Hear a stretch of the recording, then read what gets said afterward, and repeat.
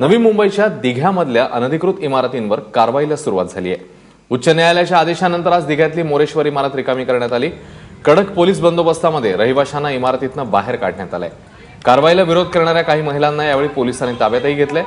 उच्च न्यायालयाच्या आदेशानंतर एमआयडीसीकडनं 4 फेब्रुवारीला दिघ्यातल्या 7 इमारतींना रिकाम्या करण्याची नोटीस बजावण्यात आली होती।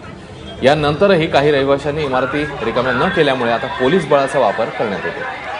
मोरेश्वरप्रमाणे अनधिकृतरित्या सिडकोच्या भूखंडावर उभारण्यात आलेल्या पांडुरंग, भगतजी, दुर्गामा, प्लाझा, अमृतधाम, दत्तकृपा आणि अवधूत अशा 7 इमारती सील करण्याचे आदेश कोर्टाने दिले।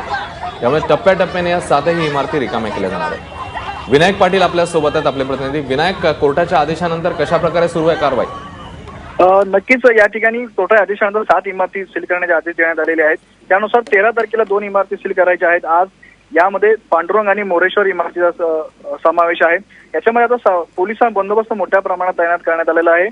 या ठिकाणी सध्या मोरेश्वर अपार्टमेंट आहे, ही इमारत खाली करण्यास सुरुवात करण्यात आलेली आहे। मात्र या ठिकाणी नागरिकांनी तीव्र विरोध केलेला आहे।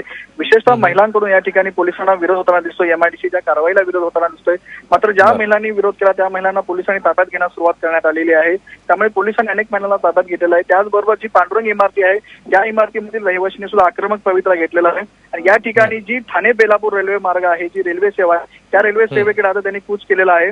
आणि आता जर इमारत सील केली तर ते जे रहिवाशी आहेत त्यांनी इमारत सोडून आता रेल्वे मार्ग अडवणार असल्याची धमकी दिलेली आहे। त्याप्रमाणे आता ते रेल्वे मार्गाकडे सुद्धा गेलेले आहेत, अशा प्रकारचं समजतं या ठिकाणी। त्यामुळे आता दोन्ही इमारतीच्या रहिवाशी आहेत ते त्यांनी प्रखरपणे विरोध करायला सुरुवात केलेली आहे। विनायक, धन्यवाद या माहितीबद्दल।